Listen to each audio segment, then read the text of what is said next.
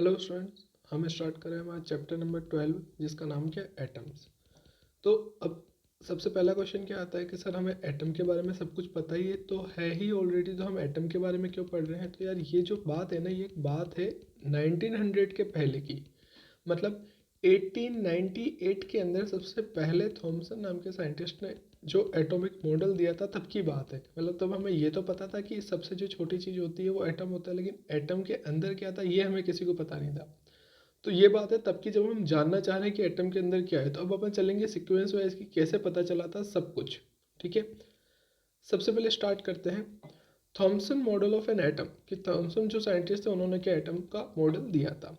तो 1898 के अंदर, मतलब 1900 से भी पहले समझ, तो जे थॉमसन जो थे उन्होंने प्रपोज करा था एटम का मॉडल। उन्होंने क्या बोला कि ये क्या होता है कि स्फीयर होता है, किसका पॉजिटिवली चार्ज एक स्फीयर होता है जिसके अंदर इलेक्ट्रॉन्स होते हैं।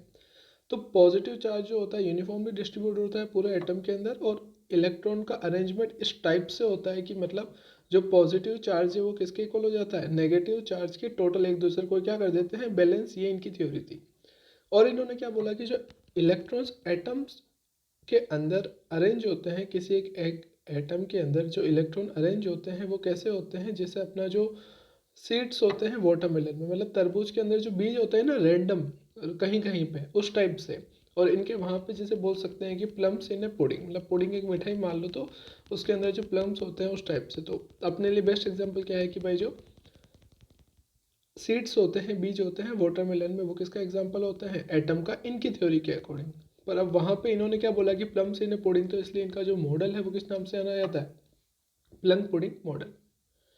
The electrons are arranged such a manner that their mutual repulsion are balanced by the attraction of the positive charge in the matter। मतलब अंदर जितने पॉजिटिव चार्ज यूनिफॉर्म डिस्ट्रीब्यूटेड है और इलेक्ट्रॉन भी है, तो दोनों का टोटल चार्ज कितना हो रहा है, जीरो। और टोटल चार्ज जीरो हो रहा है, इसलिए अपन क्या बोलते हैं कि जो एटम होता है वो क्या होता है, स्टेबल होता है, और क्या होता है, न्यूट्रल, मतलब कोई भी उसके ऊपर चार्ज नहीं होता।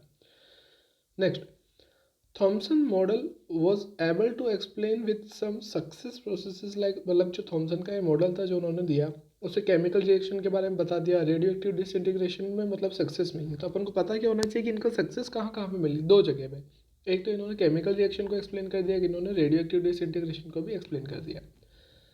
To observe the spectra of the element, मतलब ये जो बाहर से रेडिएशंस आते हैं वो क्या आते हैं, तो इन्होंने बोला कि जो Thomson assumed the slight predominance of atoms cause vibration of electron, मतलब एटम के अंदर थोड़ा सा जब क्या हो जाता है, वाइब्रेशन हो जाता है डिस्टर्बेंस की वजह से, तो जो इलेक्ट्रॉन होते हैं वो क्या करते हैं, इमिट करते हैं लाइट को। तो इसलिए उन्होंने इस टाइप से इसके स्पेक्ट्रम को बताया। अब फेलियर क्यों हो गया इनका, तो पहला फेलियर तो इसलिए हुआ कि it couldn't explain the origin of server spectral series. मतलब उन्होंने उनके अकॉर्डिंग उन्होंने क्या बोला कि एटम वाइब्रेट हो रहा है, और डिस्टर्बेंस से वाइब्रेट होने की वजह से उससे क्या निकल रहा है, स्पेक्ट्रम निकल रहा है, लाइट निकल रही है। लेकिन डिफरेंट सीरीज की जो लाइट निकल रही है अलग अलग फ्रीक्वेंसी की, उसको एक्सप्लेन नहीं कर पाए। पहली तो यहाँ से फेल हो गया इनका काम।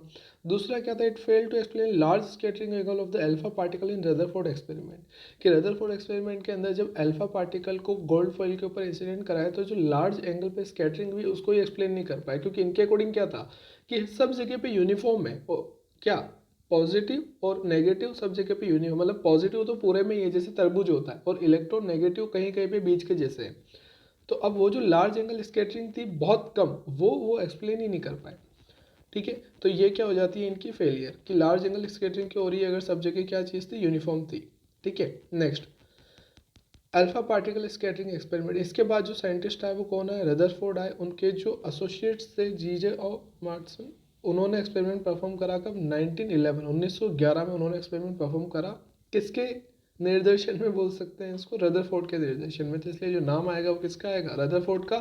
पर एक्सपेरिमेंट किसका है, इन दोनों का। तो उन्होंने एक्सपेरिमेंट परफॉर्म करा, किसके ऊपर परफॉर्म करा, कि scattering of alpha particle from the thin foil, एक थिन फॉइल किसकी, गोल्ड की, उसके ऊपर अल्फा पार्टिकल को क्या करवाया, स्ट्राइक करवाया। अब अल्फा पार्टिकल बहुत बोल रहे थे। अल्फा पार्टिकल होता क्या है, alpha particle is a helium ion. Helium के आयन को क्या बोलते हैं, अल्फा पार्टिकल, जिसमें से दोनों इलेक्ट्रॉन को अपन ने क्या कर दिया, निकाल दिया। अब दो इलेक्ट्रॉन को निकाल दिया तो बचे क्या, दो प्रोटॉन। अब दो प्रोटॉन बचे और दो न्यूट्रॉन बचे, तो चार्ज कितना हो गया, +2 ही, क्योंकि दो प्रोटॉन है तो दोनों का चार्ज, एक का कितना होता है प्लस ही, तो दो का कितना हो जाएगा, +2 ही। और इसका जो मास था नियरली कितना था, 4 टाइम्स था प्रोटॉन के, क्योंकि दो प्रोटॉन प्लस दो न्यूट्रॉन है, तो ऑब्वियसली बात है टोटल मास कितना हो जाएगा, 4। तो ये होता है अल्फा पार्टिकल। अब कहाँ से निकाले अल्फा पार्टिकल, तो इसके लिए इन्होंने क्या करा कि एक रेडियो एक्टिव सोर्स लिया किसका, अल्फा पार्टिकल का, कितना B214Bi83। इससे इन्होंने क्या करवाया, इसको इन्होंने रख दिया किसमें, एक लेड ब्लॉक में, ठीक है, जिसकी एक बहुत कम ओपनिंग थी। उससे क्या निकल रहे थे, अल्फा पार्टिकल। उनको एक नैरो बीम में उन्होंने कन्वर्ट करा स्लिट्स के थ्रू, मतलब एक स्लिट के थ्रू उसको पास करा तो नैरो बीम में कन्वर्ट हो गए। और उसको उन्होंने फॉल करवाया किसके ऊपर, गोल्ड की फॉइल के ऊपर, जिसकी जो थिकनेस थी वो कितनी थी, 2.1 इंटू 10⁻⁷ मीटर। फिर से सुनो, 2.1 इंटू 10⁻⁷ मीटर, मतलब सोचो कि ये कितनी पतली शीट थी। आ रहा है समझ में। The alpha particle scattered in different direction are observed with the help of a rotatable detector. मतलब एक रोटेबल डिटेक्टर लिया जो क्या करेगा, डिटेक्ट करेगा कि अल्फा पार्टिकल आ तो सीधे रहते हैं लेकिन स्केटर होकर जा किस एंगल पे रहे। तो वो रोटेबल डिटेक्टर है, मतलब वो जो डिटेक्ट कर रहा है वो रोटेट कर सकता है। Which consist of zinc sulphide screen, जो कि क्या करता है, जिंक सल्फाइड की स्क्रीन का बना हुआ है। और उसके ऊपर क्या, एक माइक्रोस्कोप। तो होता क्या था कि जैसे ही एक अल्फा पार्टिकल स्ट्राइक करता है स्क्रीन पे, वो क्या प्रोड्यूस करता है, फ्लैश प्रोड्यूस करता है। और वो देखा जा सकता था फ्लैश किसके थ्रू, माइक्रोस्कोप के थ्रू। तो in this way number of alpha particle scattered different angles can be counted. मतलब आ तो सब कैसे रहते हैं, सीधे नैरो बीम में, और जब जा कैसे रहे हैं वो डिफरेंट एंगल अपन क्या कर सकते हैं, कैलकुलेट कर सकते हैं। और ये जो पूरा पूरा एपरेटस था इसको किस में डाल दिया अपन ने, वैक्यूम के चेंबर के अंदर, ताकि जो अल्फा पार्टिकल वो एयर मॉलिक्यूल से कोलाइड होकर स्कैटर ना हो, क्योंकि अपन क्या चाह रहे थे, ओनली गोल्ड फॉइल से ही कोलाइड हो। तो ये देखो यहाँ पे है, इधर से क्या आ रहे हैं, अल्फा पार्टिकल निकले, उनको इस स्लिट से क्या करवाया, पास करवाया। उसके बाद ये गोल्ड फॉइल, और गोल्ड फॉइल के बाद वो स्केटर होकर जिस एंगल पे गए उसको ये डिटेक्टर ने करा। ये डिटेक्टर ऐसे क्या कर सकता है, घूम सकता है।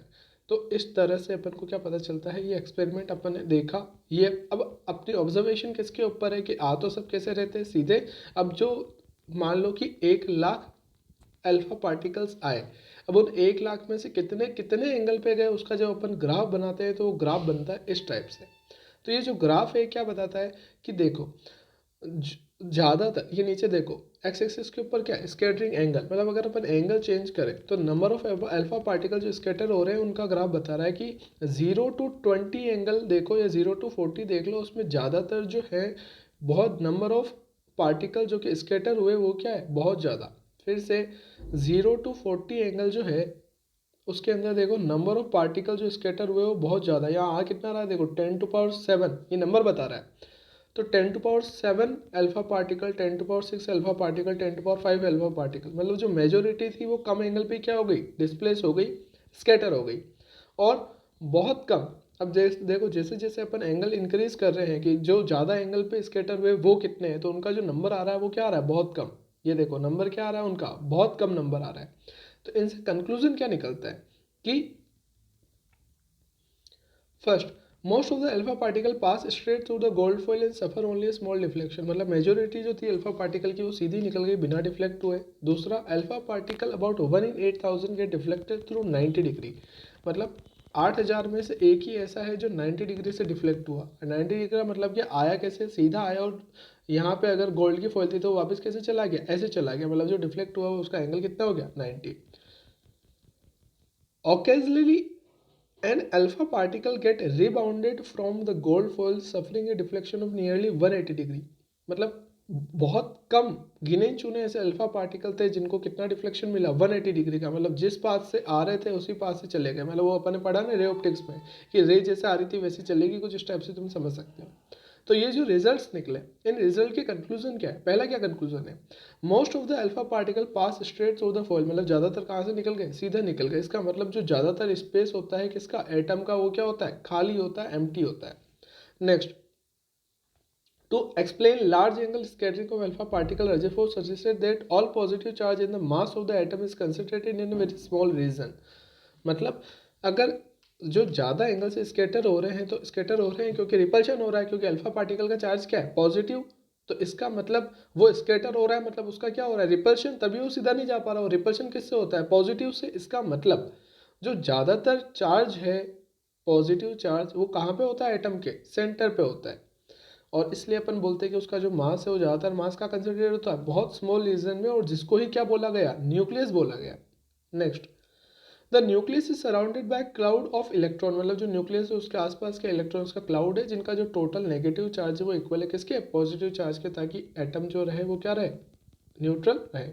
तो ये अपन को पता चलता है किससे, इस एक्सपेरिमेंट का ये कंक्लूजन है कि भाई ज़्यादातर जो मास है किसका, पॉजिटिव चार्ज वो कहाँ रहता है, सेंटर पे, मतलब ज़्यादातर क्या होता है, खाली होता है, इलेक्ट्रॉन क्लाउड की फॉर्म में उसके आसपास रहते हैं और टोटल चार्ज क्या होता है, कांस्टेंट। इसके बाद ये अपन ने यहाँ इसने एक डायग्राम बता रखा है कि देखो जो दूर थे वो तो चले गए, जो थोड़े पास से निकले वो थोड़े ज़्यादा एंगल पे स्कैटर हुए, जो और पास से निकले तो वो और बहुत ज़्यादा एंगल पे स्कैटर हुए, और जो बिल्कुल सीधा ही जा रहा था किसकी तरफ, न्यूक्लियस की तरफ, उसने तो अपना पाथ ही वापस क्या कर लिया, रिट्रेस कर लिया। तो ये पता चल रहा है अपन को इस डायग्राम से। नेक्स्ट क्या आता है, डिस्टेंस ऑफ क्लोजेस्ट अप्रोच, और क्या बोल सकते हैं इसको, एस्टिमेशन ऑफ न्यूक्लियर साइज। मतलब डिस्टेंस ऑफ क्लोजेस्ट अप्रोच का मतलब क्या है कि जो अल्फा पार्टिकल था ज़्यादा से ज़्यादा कितना पास आया, किसके पास आया, एटम के न्यूक्लियस के कितना पास तक वो आ सकता है किसी एटम के, जब अपन किसी पार्टिकल को उसके ऊपर करवाते हैं स्ट्राइक। तो ये जो चीज़ है इसी को अपन क्या बोलते हैं कि भाई डिस्टेंस ऑफ क्लोजेस्ट अप्रोच कितना कम से कम पास में वो आ सकता है, और उसी से अपन को क्या पता चली, अप्रोक्स न्यूक्लियर साइज। ठीक है, तो अब कैसे करेंगे इसको कि suppose in alpha particle of the mass M, कोई अल्फा पार्टिकल जिसका मास क्या है एम, इनिशियल वेलोसिटी कितनी है movie V, moves directly toward the center of the nucleus. मतलब अपन उसको कैसे स्ट्राइक करवा रहे हैं, स्ट्रेट करवा रहे हैं। द पॉजिटिव न्यूक्लियस इस एक्सपीरियंस कोलम्बिक रिपल्शन, ऑब्वियसली बात है, डायग्राम देखो, सबको डायग्राम में समझ में आ रहा है कि ये देखो अल्फा पार्टिकल आ रहा है, ये एटम है, यहाँ पे क्या है इसका न्यूक्लियस, तो वो आ रहा है। अब वो कितना आएगा, जितना पास में आएगा, अब ऑब्वियसली बात अल्फा पार्टिकल भी क्या है पॉजिटिव, न्यूक्लियस भी क्या है पॉजिटिव, तो दोनों जब एक दूसरे के सामने आ रहे हैं तो क्या होगा उनके बीच में रिपल्शन, और वो जो रिपल्शन होगा उसकी वजह से ही वो क्या हो जाएंगे, एक दूसरे से क्या हो जाएंगे, दूर होने की कोशिश करेंगे, क्योंकि रिपल्शन फोर्स लग रहा है। अल्फा पार्टिकल भी क्या है पॉजिटिव, और न्यूक्लियस भी क्या है पॉजिटिव। तो जितना पास में आएगा, मैंने मान लिया कि वो इतनी आर नोट डिस्टेंस पास में आ रहा था, ये जो आर नोट डिस्टेंस हो गया, मतलब वो सीधा आपने उसको भेजा, इतना आया, और इसके आके वापस अपने पाथ को क्या करने लग गया, ट्रेस करने लग गया। न्यूक्लियस कहाँ था, न्यूक्लियस यहाँ था, तो ये जो डिस्टेंस दोनों के बीच की है आर नोट, इसी को अपन क्या बोलते हैं, डिस्टेंस ऑफ क्लोजेस्ट अप्रोच। तो ये जो डिस्टेंस होगी, डिस्टेंस पे क्या होगा कि इलेक्ट्रॉन आ रहा था, मतलब उसके पास में क्या थी, काइनेटिक एनर्जी, और यहाँ पे उसका क्या हुआ, रिपल्शन। अब रिपल्शन हो रहा है, मतलब काइनेटिक एनर्जी किस में कन्वर्ट हो रही है, इलेक्ट्रोस्टैटिक पोटेंशियल एनर्जी, क्योंकि दोनों एक दूसरे के ऊपर फोर्स लगा रहे हैं, और उसी फोर्स की वजह से वो वापस कहाँ जाने लग गया, दूर जाने लग गया।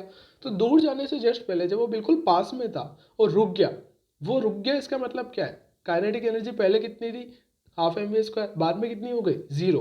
अब एनर्जी जीरो तो हो नहीं सकती, मतलब काइनेटिक एनर्जी कन्वर्ट हो गई, तो किस पे कन्वर्ट हुई, इलेक्ट्रोस्टैटिक पोटेंशियल एनर्जी में। इसीलिए उसने अपना पाथ क्या करा, रिट्रेस करा अपोजिट डायरेक्शन में। इसका मतलब ये जो डिस्टेंस होती है आर नॉट, इसके ऊपर आपकी जो काइनेटिक एनर्जी है वो पूरी की पूरी कन्वर्ट हो जाती है किसमें, इलेक्ट्रोस्टैटिक एनर्जी में। ठीक है, तो अब चार्ज अपन को पता ही है अल्फा पार्टिकल का कितना है 2e, और स्टैटिक नंबर ऑफ न्यूक्लियस, कोई भी न्यूक्लियस है तो उसका चार्ज कितना होगा, जेड। जेड क्या है, number of protons, atomic number जिसको बोलते हैं। Next initial kinetic energy, obviously बात है कोई भी चीज़ जो कितनी होती है half M V square, electrostatic energy कितनी होती है के Q1 Q2 अपॉन आर। अब के Q1 कितना है अल्फा पार्टिकल, और Q2 कितना है जेड, दोनों को जब आपस में क्या करते हैं इक्वल पुट करते हैं, तो वहाँ से अपना क्या निकल जाता है, आर निकल जाता है। अब अगर अपन बात करें रदरफोर्ड एक्सपेरिमेंट में, तो जो एनर्जी यूज में ली गई थी अल्फा पार्टिकल की वो कितनी थी, 5.5 मिलियन इलेक्ट्रॉन वोल्ट। तो एटॉमिक नंबर कितना होता है गोल्ड का, 79 होता है। तो जब ये दोनों चीज़ें अपन इस आर नोट के फॉर्मूले में पुट करते हैं तो अपन को क्या मिल जाती है, आर नोट मिल जाती है, और वो कितनी आती है 41 फर्मी, या फिर इसको क्या बोल सकते हैं कि 4.13 10⁻40 मीटर। ठीक है, तो ये अपनी क्या निकल जाती है, डिस्टेंस ऑफ क्लोजेस्ट अप्रोच। अब नेक्स्ट चीज क्या आती है, इम्पैक्ट पैरामीटर। इम्पैक्ट पैरामीटर क्या होता है, बहुत सिंपल कॉन्सेप्ट है कि ये क्या है, न्यूक्लियस है। ठीक है, अब अपन को पता है कि ये न्यूक्लियस है, ये इसका सेंटर है, तो जो बिल्कुल इसके सेंटर की तरफ आ रहा होगा वो तो कितना चला जाएगा, 180 पे वापस चला जाएगा, सॉरी 360 पे पूरा ही कन्वर्ट होकर अपना पाथ चेंज करके वापस चला जाएगा 180 के ऊपर। तो अब इस सेंटर से जितना ऊपर डिस्टेंस के ऊपर कोई न्यूक्लियस आएगा वो उतना ही कम क्या होगा, स्केटर। कहने का मतलब क्या है कि जो इतना ऊपर से जा रहा है उसके तो कोई फर्क ही नहीं पड़ेगा। मतलब आप सेंटर जो है न्यूक्लियस का, सेंटर की जो एक्सिस है उस एक्सिस के जितना पास से आप आओगे उतना ज़्यादा आप क्या होगे, स्केटर होंगे।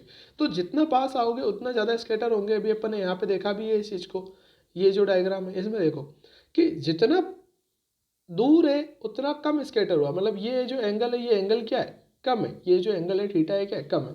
अब ये देखो दूसरा जो सेकंड नंबर का पार्टिकल है ये पास में आया, पास में आया, मतलब ये सेंटर है, सेंटर से ये क्या हो गया, पास हो गया, और पास हो गया तो इसका जो एंगल है वो क्या जा रहा है, ये देखो ये जो एंगल जा रहा है, ये देखो ये एंगल जाता है। मतलब अगर मैं इसको बोलता हूँ θ2, तो θ2 क्या है, θ1 से ज़्यादा है।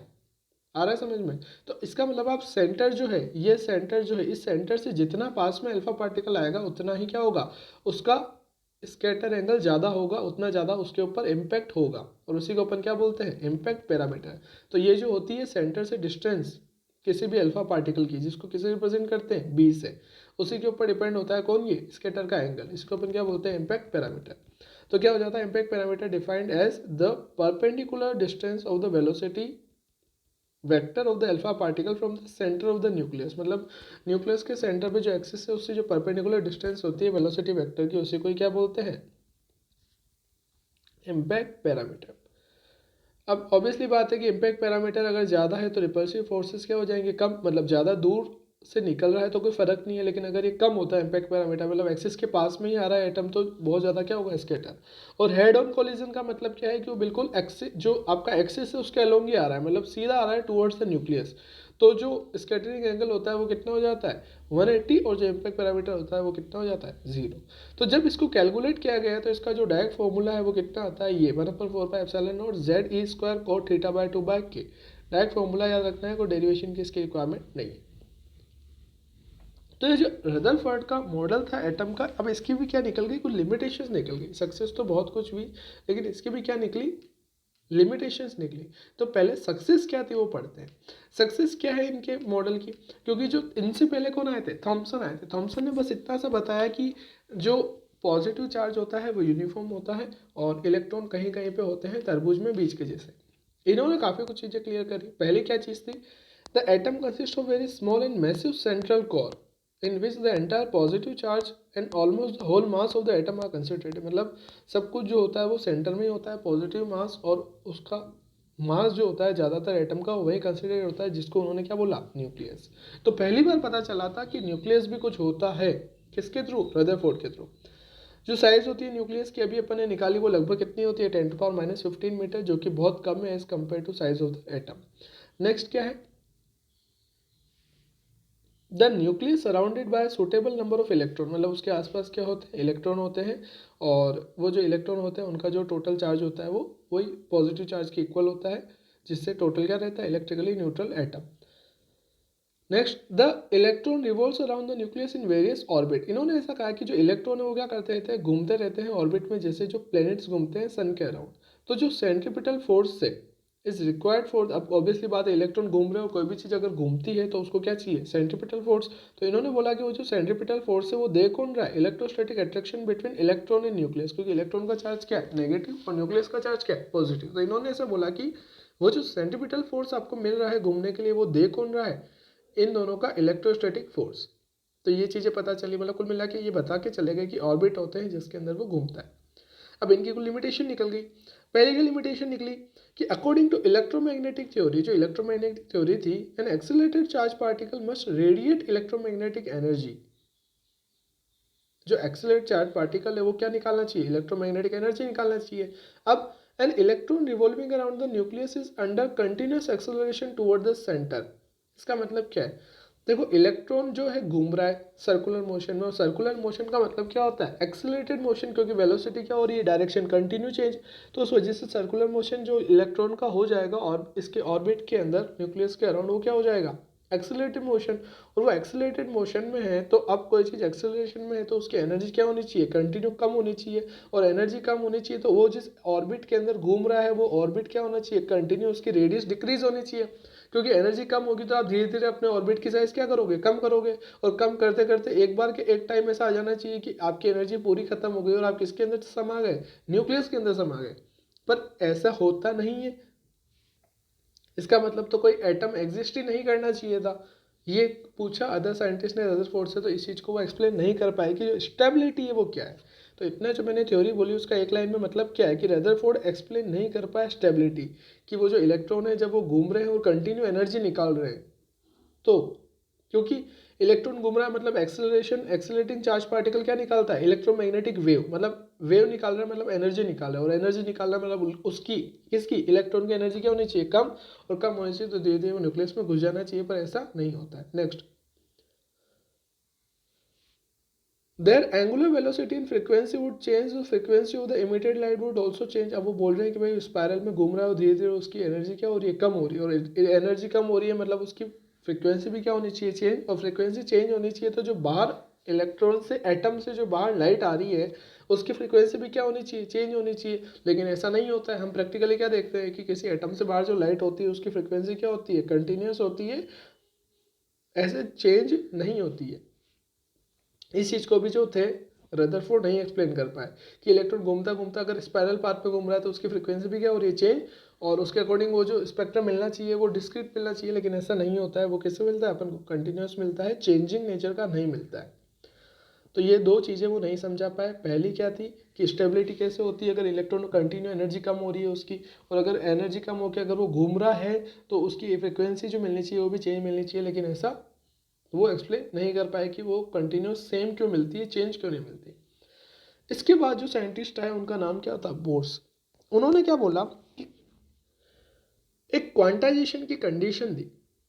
क्या दी वो कंडीशन, किसके लिए दी, इलेक्ट्रॉन के लिए दी। क्या बोला उन्होंने कि consider the motion of an electron in a circular orbit of radius R in the nucleus of the atom according to de Broglie hypothesis. De Broglie ने क्या बोला था कि अगर वेव पार्टिकल जैसे बिहेव करती है तो पार्टिकल भी कैसे बिहेव करना चाहिए, वेव के जैसे बिहेव करना चाहिए। इसका मतलब जो इलेक्ट्रॉन है वो भी कैसे बिहेव करेगा, वेव के कैरेक्टर से बिहेव करेगा, और अगर वो वेव के कैरेक्टर से बिहेव करेगा तो अब रदरफोर्ड ने क्या बोला कि जो इलेक्ट्रॉन है वो घूम रहा है ऑर्बिट के अंदर, तो उन्होंने कहा ठीक है ऑर्बिट के अंदर घूमने दो।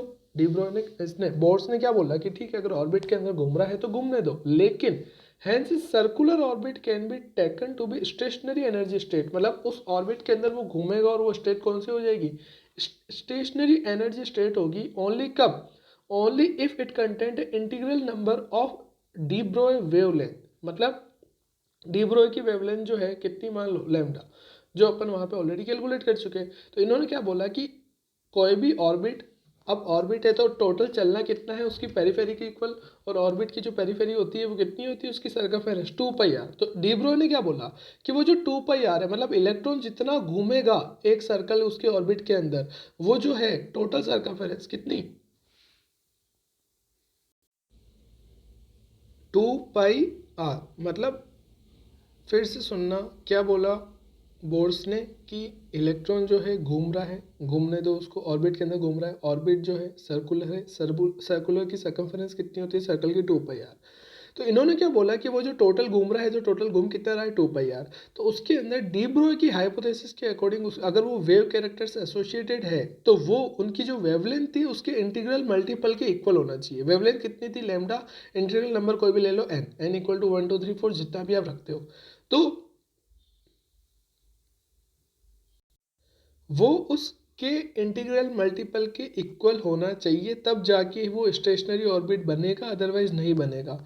क्यों उन्होंने ऐसा बोला, उन्होंने ऐसा इसलिए बोला कि जो इलेक्ट्रॉन घूम रहा है ऑर्बिट में, डी ब्रोय ने बोला कि इलेक्ट्रॉन वेव है तो अगर वो घूमेगा तो वो सर्कुलर नहीं घूमेगा, वो कैसा घूमेगा, एज ए वेव घूमेगा। ये जो डॉट बना रखा है ये इसी से ही समझना है जो मैं कहना चाह रहा हूँ कि बोर्स ने क्या बोला कि इलेक्ट्रॉन जिस ऑर्बिट के अंदर घूमता है वो सर्कुलर ना घूम के एज ए वेव घूमता है, और वेव अगर घूमता है तो इसका मतलब जो उसके ऑर्बिट की रेडियस है वो उस वेव के इंटीग्रल मल्टीपल की क्या होनी चाहिए, सर्कमफेरेंस जो है उस ऑर्बिट की कितनी, 2πr, वो उस की वेवलेंथ के इंटीग्रल मल्टीपल की क्या होनी चाहिए, इक्वल होनी चाहिए, तब जाके ही वो ऑर्बिट कौन सा होगा, stationery orbit, otherwise stationery orbit नहीं होगा। बस ये कहना था उनका। फिर से एक बार सुन लो क्या लिख रखा है इसमें, according to de Broglie hypothesis this electron is associated with wave character, मतलब इलेक्ट्रॉन किससे एसोसिएटेड है, वेव कैरेक्टर से। हेंस इसका मतलब इलेक्ट्रॉन जो घूम रहा है सर्कुलर ऑर्बिट में उसको स्टेशनरी एनर्जी स्टेट ओनली कब ले सकते हैं, जब it contain integral number of the de Broglie wavelength, मतलब जब वो ओनली क्या करेगा, इंटीग्रल नंबर के मल्टीप्लाई होगा किसके, एन लैम्डा के। मतलब 2πr क्या है, सर्कुलर, उसको इक्वल होना पड़ेगा उसकी वेव नंबर के इक्वल। अब वेव नंबर कितना है, लैम्डा, एक वेव आ रही है तो 1 लैम्डा, 2 आ रही है तो 2 लैम्डा, 3 आ रही है तो 3 लैम्डा। कितना डिपेंड ऑर्बिट की सर्कमफेरेंस के ऊपर कि कितना इलेक्ट्रॉन घूम सकता है। ठीक है, अब ये तो बात किसकी भी 2 pi r equal to n lambda, लेकिन अपन पढ़ चुके हैं कि डी ब्रोग की वेवलेंथ होती कितनी है, lambda equal to H upon M V. तो यहाँ से लैम्डा की वैल्यू अगर अपन ऊपर पुट कर दें कि 2 pi r equal to l lambda, तो लैम्डा की जगह अपन ने यहाँ पे पुट कर दिया क्या, एच अपॉन एम वी। तो अपन को यहाँ से क्या मिल जाता है, 2 pi r equal to n H upon M v. लेकिन अपन को पता है कि अब कोई चीज़ सर्कुलर मोशन में घूम रही है तो उसका एक एंगुलर मोमेंटम भी होगा। तो जो एंगुलर मोमेंटम कितना होता है, एम वी आर, आ रहा है समझ में, एम वी आर। तो यहाँ पे एम वी आर की जगह पे अपन क्या लिख सकते हैं, वैल्यूज जब पुट करते हैं एम वी और आर की जगह उधर से वैल्यूज पुट करते हैं तो अपन को क्या मिल जाता है, एन एच अपॉन 2 पाई। इसका मतलब जो एंगुलर मोमेंटम आता है वो कितना आता है, इंटीग्रल मल्टीपल मतलब एन इंटू एच अपॉन 2 पाई। इसका मतलब क्या है, इसका मतलब ये है कि only those circular orbits can be allowed stationary states of an electron in which angular momentum is an integral multiple of h upon 2 pi। मतलब ओनली वो ही सर्कुलर ऑर्बिट को अपन स्टेशनरी स्टेट के बोलेंगे जिनमें जो इलेक्ट्रॉन घूम रहा है उस इलेक्ट्रॉन का एंगुलर मल्टीपल कितना है, एच अपॉन 2 पाई। फिर से सुनो, ओनली उन्हीं सर्कुलर ऑर्बिट को अलाउड किया जाएगा एज ए स्टेशनरी स्टेट जिनके अंदर जो इलेक्ट्रॉन घूम रहा है उसका एंगुलर मोमेंटम इंटीग्रल मल्टीपल होगा, मतलब मल्टीपल होगा किसके, एच अपॉन 2 पाई के। कहने का मतलब सिंपल लैंग्वेज में, इलेक्ट्रॉन सर्कुलर ऑर्बिट में घूमेगा वो स्टेशनरी तभी होगा ऑर्बिट तब जो इलेक्ट्रॉन घूम रहा है उसका एंगुलर मोमेंटम कितना हो, एच अपॉन 2 पाई के मल्टीपल में हो। अगर एच अपॉन 2 पाई के एंगुलर मोमेंटम मल्टीपल नहीं होता है तो वो जो स्टेट है स्टेशनरी स्टेट नहीं होगी, मतलब इलेक्ट्रॉन उस ऑर्बिट के अंदर नहीं घूम सकता।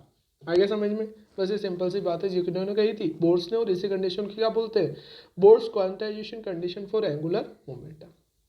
अब इसलिए फिर इन्होंने क्या करा, पोस्टुलेट्स दी। क्या पोस्टुलेट्स दी इन्होंने की, accepting the Rutherford nucleus model of an atom as well as the Planck's quantum theory. दोनों चीज़ों को इन्होंने क्या कर लिया, एक्सेप्ट। और फिर उन्होंने बोला कि atomic model to explain the spectra emitted, जो स्पेक्ट्रम निकले थे वो इन्होंने एक्सप्लेन करे। कैसे एक्सप्लेन करे इन्होंने की, और उसी को क्या बोलते हैं, बोर्ड्स मॉडल, और बोर्ड्स को क्या बोलते हैं, planetary model of the atom.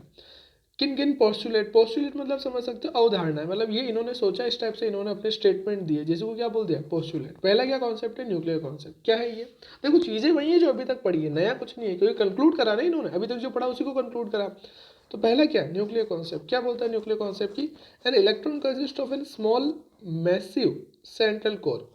जो एटम होता है, एटम के अंदर क्या होता है, स्मॉल और मैसिव सेंट्रल कोर होती है जिसको अपन क्या बोलते हैं, न्यूक्लियस। जिसके अराउंड प्लेनेटरी मोशन होता है किसका, इलेक्ट्रॉन का। मतलब सेंटर में कौन होता है, बहुत भारी मैसिव सेंट्रल कोर का छोटा सा न्यूक्लियस जिसके अराउंड इलेक्ट्रॉन घूमते रहते हैं। और वो जो इलेक्ट्रॉन घूमते हैं तो उनको जो सेंट्रीपिटल फोर्स मिलता है वो कौन देता है, electrostatic attraction between atom and nucleus. Next क्या चीज़ है, क्वांटाइजेशन कंडीशन। क्वांटाइजेशन कंडीशन क्या बताती है कि of all the circular orbits allow in the classical theory. मतलब पहले क्या था कि सारे सारे सर्कुलर ऑर्बिट अलाउ है। रदरफोर्ड ने क्या बोला कि वो ऑर्बिट में घूमते हैं, सब ऑर्बिट सही है, लेकिन इन्होंने क्या बोला कि नहीं, ओनली वही सर्कुलर ऑर्बिट अलाउ होते हैं जिनके अंदर जो इलेक्ट्रॉन घूमता है उसका एंगुलर मोमेंटम इंटीग्रल मल्टीपल होता है किसका, एच अपॉन 2 पाई का। तो इसलिए परमिटेड ऑर्बिट जो भी होते हैं उनके लिए क्या होता है, L equal to M V R, मतलब एन एच अपॉन 2 पाई। यहाँ पे एल क्या है, एंगुलर मोमेंटम, एम क्या है, mass of the electron, V क्या है, स्पीड ऑफ द इलेक्ट्रॉन। और ये जो n होता है इसी को अपन क्या बोलते हैं, principal quantum number. And the above equation is called Bohr's famous quantization condition. क्योंकि n ही क्या डिसाइड कर रहा है कि कौन से नंबर का ऑर्बिट एक्चुअल में पॉसिबल है, तो इसलिए इसको क्या बोलते हैं कि प्रिंसिपल क्वांटम नंबर, क्योंकि यही डिसाइड कर रहा है। Next, stationery orbit. सबसे बड़ी चीज इन्होंने क्या बोला कि while revolving in the permissible orbits an electron doesn't radiate energy. फिर से कि जब इलेक्ट्रॉन घूमता है उस परमिसिबल ऑर्बिट में जिसमें वो क्या है, स्टेबल है, तो वो एनर्जी नहीं निकालेगा। These non radiating orbit are called the stationary orbit. मतलब आपने क्या बोला कि अगर इलेक्ट्रॉन को किसी ऑर्बिट में घूमना है, बिल्कुल कंक्लूजन बोल रहा हूँ अभी तक का, अगर इलेक्ट्रॉन को किसी ऑर्बिट के अंदर घूमना है तो उस ऑर्बिट के अंदर जब इलेक्ट्रॉन घूमेगा तो उसका एंगुलर मोमेंटम एच अपॉन 2 पाई के मल्टीपल होना चाहिए। अगर ऐसा होता है तो वो एनर्जी जो ऑर्बिट है वो स्टेशनरी ऑर्बिट है, अगर ऐसा नहीं होता है तो वो स्टेशनरी ऑर्बिट नहीं है।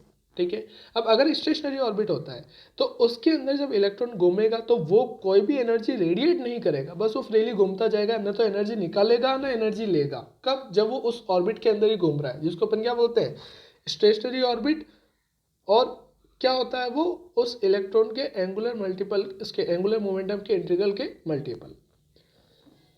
नेक्स्ट क्या है फ्रीक्वेंसी कंडीशन। क्या होती है फ्रीक्वेंसी कंडीशन की? अब इसका मतलब फिर नेक्स्ट क्वेश्चन क्या आता है कि अगर वो स्टेशनरी ऑर्बिट में नहीं निकाल रहा है तो फिर निकालेगा कब? तो उन्होंने क्या बोला कि एन इलेक्ट्रॉन इमिट, मतलब निकाल सकता है, और एब्जॉर्ब रेडिएशन, कि मतलब इलेक्ट्रॉन इमिट भी कर सकता है और एब्जॉर्ब भी कर सकता है रेडिएशन। ओनली कब? In the form of discrete energy photon, only when an electron jump from higher to lower और लोअर टू हायर। मतलब इलेक्ट्रॉन जब हायर ऑर्बिट से लोअर ऑर्बिट में आएगा तब वो एनर्जी निकालेगा in the terms of photon, और ऐसे ही जब इलेक्ट्रॉन लोअर टू हायर में जाएगा तो वो एनर्जी एब्जॉर्ब करेगा इन टर्म्स ऑफ फोटोन, जो अपन पढ़ चुके हैं फोटो इलेक्ट्रिक इफेक्ट में। तो if E1 and E2 are the energies associated with the permitted orbit, मान लो कि दो ऑर्बिट है जिनकी जो एनर्जी है वो कितनी है, E1 और E2, जो परमिटेड है, अपन ने जिनको परमिट कर रखा है कि हाँ भाई तो ऑर्बिट है, तेरा अंदर जो इलेक्ट्रॉन घूम रहा है उसका एंगुलर मोमेंटम h/2π के इंटीग्रल मल्टीपल है। तो मान लो कोई भी दो ऑर्बिट जिनका पहले का कितना है E1 और दूसरे के अंदर एनर्जी कितनी है E2, जो उन ऑर्बिट से एसोसिएटेड है, तो then the frequency nu of the emitted और एब्जॉर्ब रेडिएशन, मतलब अगर कोई और जो इलेक्ट्रॉन हायर ऑर्बिट कौन सा है E2, लोअर ऑर्बिट कौन सा E1, तो अगर कोई इलेक्ट्रॉन E2 से E1 में आता है तो हायर से लोअर में आएगा तो एनर्जी निकालेगा, और वो एनर्जी का जो फोटोन होगा वो किसके इक्वल होगा? h न्यू के। तो इसलिए इसने क्या लिखा कि h न्यू इक्वल टू क्या होगा? E2 minus E1। आगे समझ में? तो E2 से E1 में आएगा तो उतनी एनर्जी निकालेगा, रेडिएट करेगा, और E1 से लोअर से जब E2 में जाएगा तो उतनी एनर्जी का फोटोन उसको चाहिएगा, कितना? h new. और ये जो कंडीशन होती है इसको क्या बोलते हैं? बोर्स की फेमस फ्रीक्वेंसी कंडीशन। ठीक है, थैंक यू।